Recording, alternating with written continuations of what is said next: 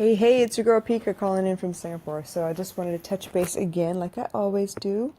And tonight, let's talk about juggling. So I was looking back over my day, trying to think about, what was the underlying theme today? What did I accomplish? What do I want to talk about? Like, it's not like these things kind of just jump into my head and I know exactly what to do. It takes me a little bit, I really have to think. I need to go back through what happened, the day's events. So that's why I normally, through any of these podcasts, I go ahead and recap my day for you so you know exactly what it is that I had to go through. Well, not exactly. I didn't give you exactly how many bathroom breaks or what time I had lunch, but I give you the general gist of, what my day was like. So you have an idea of the things that I'm involved in, the things that take up my energy.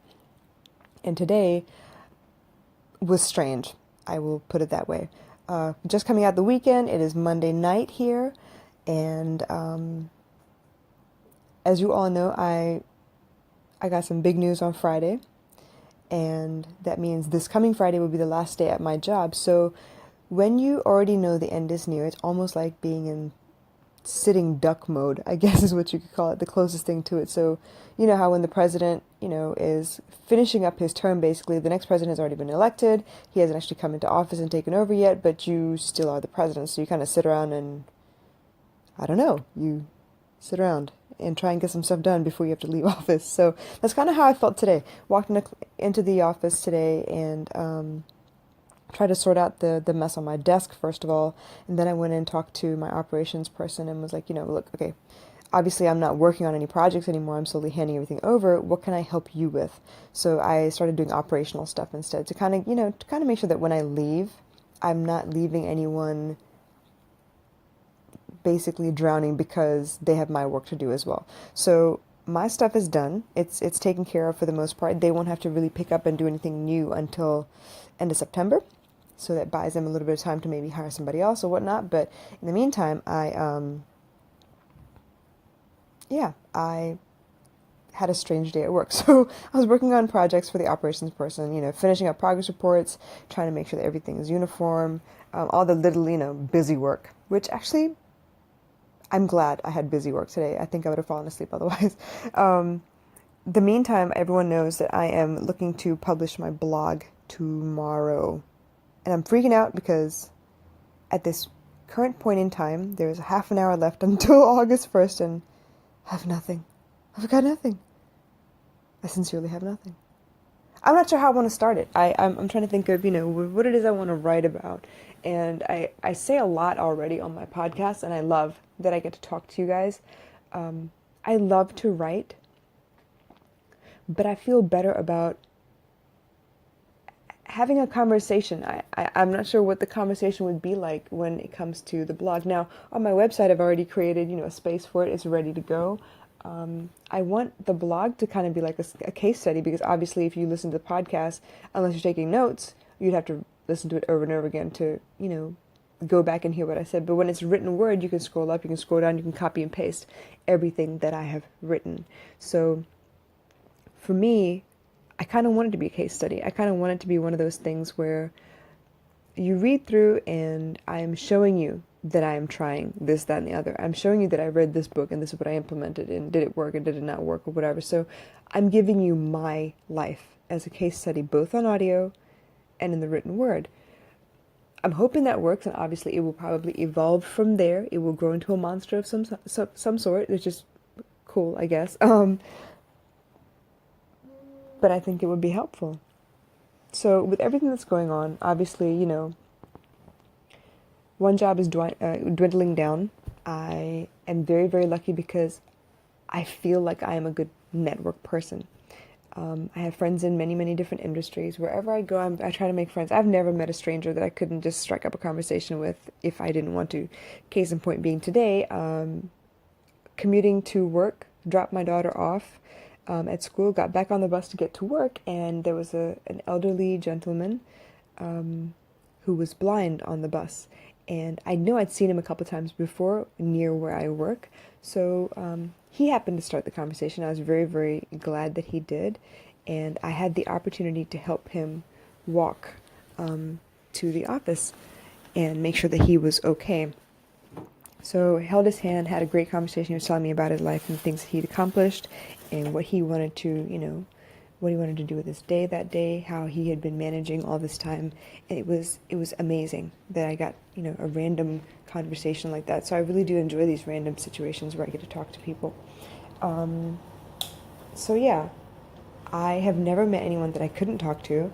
I think I'm a pretty good network person. I get to talk to a lot of different people and make sure that, I have good contacts everywhere. And I happened to get a call tonight from a gentleman I met back when I was working at Taste of Tradition in the wine industry. And we used to do wine dinners and wine tastings. And Juggling Club is where he used to work. So they have an amazing, amazing facility. They have a great menu, and we've done several dinners there before. And it was really nice to hear back from him and find out how he was doing, what he was doing. And he was telling me that, hey, all of a sudden he's seeing like stuff with my name on it and a new web page. And he was like, all right, well, what's all that about?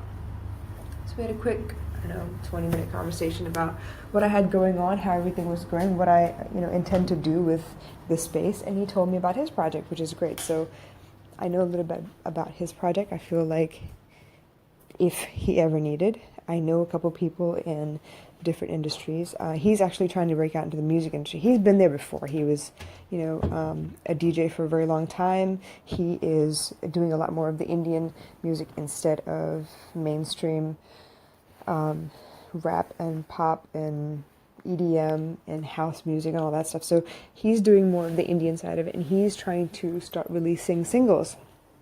So the fact that I have contacts in a lot of different places, a lot of my friends are in the nightclub industry, or are doing DJ work themselves. They have their own group of DJs.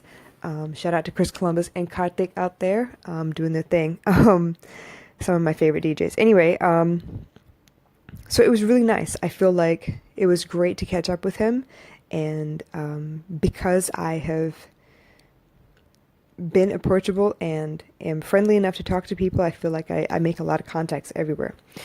So where was I going with this? I wanted to tell you about a question he asked me, which I thought was really relevant. I think that it would really give you a better idea of how I manage things. He asked me, all right, so if you're starting a new business and you're ending one job, you're possibly getting ready to start another, how are you going to manage? And I thought that was really, really relevant, because a lot of you out there are trying to get into that space where you can have your own thing going on. And I know I've done this before. I've tried this before. And I got to a point where I got frustrated and I just shut it all down. So what's different this time? This time I feel like I've managed to understand time a little bit better. I've learned to use the machines in my life to kind of compound the time that I have, so to speak. So if I really, really need, I can make sure that I have the slow cooker going on at the same time, the washing machine going on, and I'm sweeping and mopping. So I've compounded my time. The things that would take, a long time if I did them individually back to back would take far longer than if I, put everything together and did a little planning up front. So juggling the time right now is not so bad because I figured out how I want to use my time. When I was working on curriculum and things like that, I would be researching this, that, and the other. And as I was researching, for example, the different climate zones of the world and why certain areas are prone to rainforest type districts and desert districts and, savannas and grasslands and all that stuff. So when I was researching all of those things, you still see other things on the side. You still have, your derailment of your train of thought, so to speak. So when you look up this, you will have pop-up ads because Google is so good at matching what you've searched before that they'll put up pop-ups of other things you might be interested in. So it's not that I wasn't doing my work, I was, but there were other things that would spark my interest as I go along, and I'd write them down, or I'd save them later, or, add them to my watch later list on my YouTube channel. And I find that juggling has gotten a little bit easier. Obviously, the first time you juggle, you're like, holy shit, I'm going to lose something, something's going to fall through the cracks, I'm not going to get it done. But as you go along, you learn how you do things best. For me, I'm better when there's like a million things to do and not enough time. Because I will make sure everything gets done. If I have a lot of time and not a lot to do, I probably won't get anything done, to be quite frank. That's who I am. I am a procrastinator. I will wait till the last minute, and I'm not saying that makes for quality work. It doesn't always, but like I said before, necessity is the mother of invention, and lazy people will find a way to get it done. Um, Obviously, we'll wish that we had a little bit more time so it could be a little bit better later, but we'll get it done. So for me, I started thinking after he asked the question, how am I going to juggle with this new job and everything? And I'm thinking, yeah, okay, let's think about that for a second. If I get a new job, when I get a new job, it'll be a 9 to 5 type deal. And it has to be because I need to make sure I drop my daughter off for daycare and pick her up from daycare at a reasonable hour where she's not spending the whole bloody time there, because then what's the point of actually being a parent? I might as well have someone else take care of her. Um, so yeah, in the mornings, it would be too rushed for me to do anything on my business, but that doesn't mean my mind wouldn't be working. Going to work, because it would be a new position, I would have to focus all of my efforts to learning whatever the skill set is that I'm learning and trying to do the best that I can to make a good impression and make sure, excuse me, that I land the job that, I'm trying to impress people for. And then when I get back home, it would be, all right, get home maybe 6:30, 7 with the commute and everything. From there, I'd have a couple hours to spend with her, make sure we have dinner together, maybe watch a movie or do something where it's just the two of us. And then when she goes to bed is when my work would begin. So in that case, I would really have to leverage my weekends. It would have to be, most of my work would be during the weekend so that I could make sure that I don't fall behind, make sure that I don't really, overcommit to anything and then fall short, because the last thing I want is actually to disappoint you guys. The reason I actually tell you guys, hey, I'm going to do this, is because then I have to hold myself accountable. I have to do what I say I'm going to do. It's kind of like my check and balance for me. And I want to work out every day, okay? Let me give it to you this way. I want to work out every day, and I could definitely tell my brother, yo, why don't we tag team this? He's in Sydney, I'm in Singapore. He's a couple hours ahead of me. So when you wake up and you go work out or whatever, you tag me. You say, all right, day 1 tag, I've done this. Now it's your turn to show me that you've actually done a workout of some sort.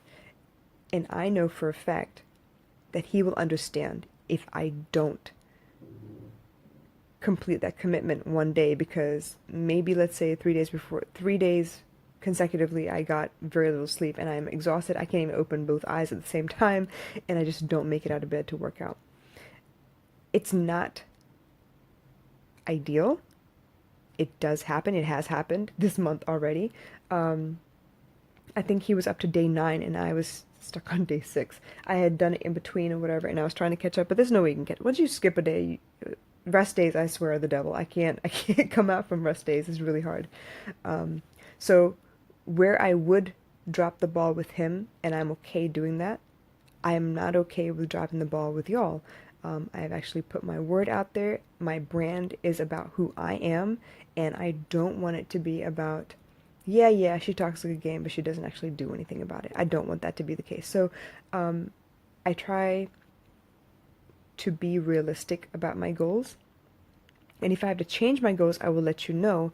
But for the most part, I think I've done a good job of keeping my word, keeping my honor, so to speak. It's like one of those old world ideals that, you are what you say you are. You do as you say you're going to do. You don't let people down. You don't open your mouth and say you're going to do it if you're not going to do it.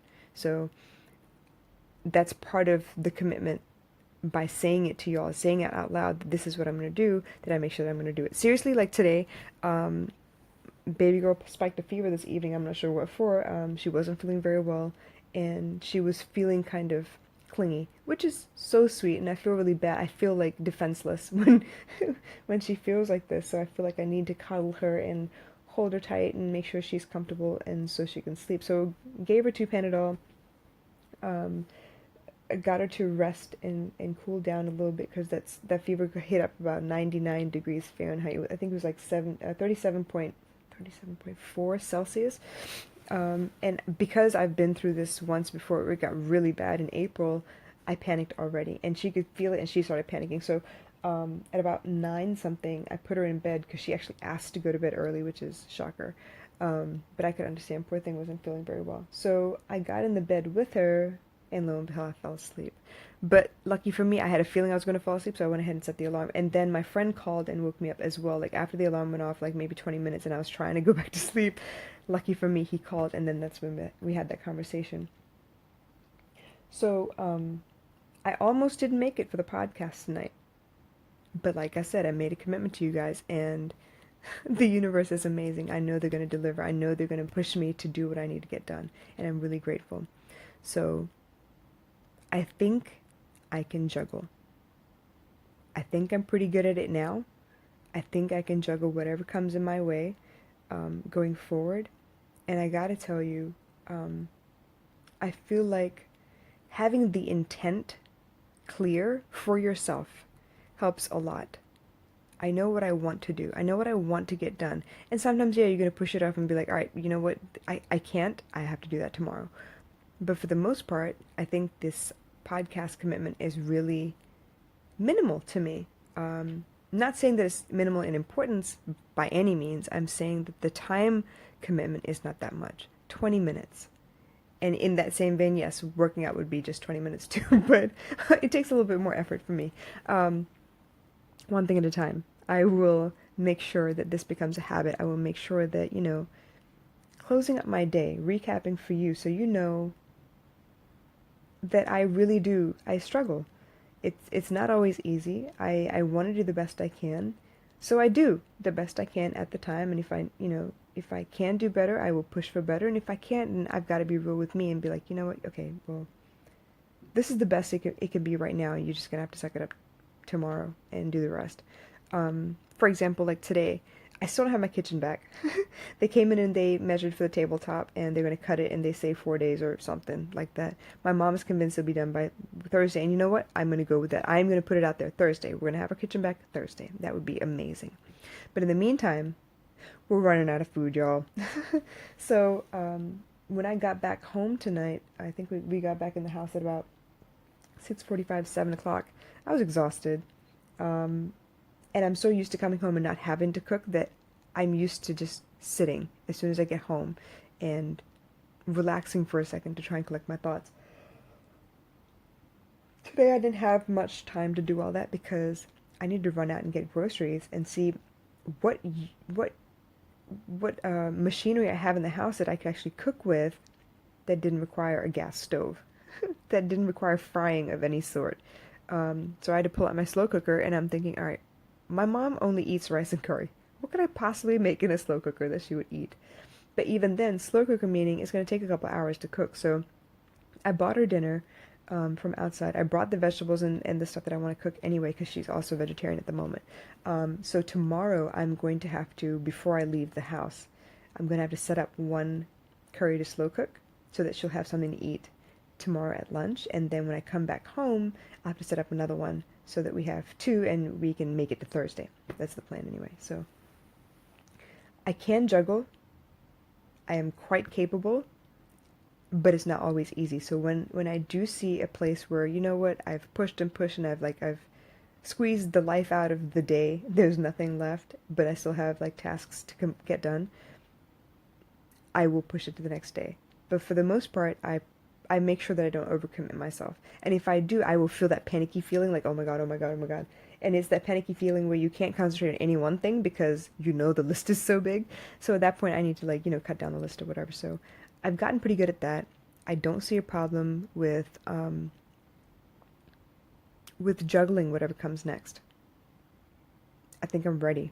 I think I'm ready to go ahead and see what pops up next. I actually got some good news today, but I'm not going to talk about it until tomorrow because I finish it out tomorrow. So tune in tomorrow and we'll talk about my good news. All right? So thank you so much for joining me. I do hope you understood what I was talking about. I hope I made sense tonight. But yeah, sometimes that struggle is real. I know it's so cliche to say that right now, right? But you gotta juggle. You got to figure out what's important and when, and you got to, everything has its time and place. So I think I got it down to a science a little bit.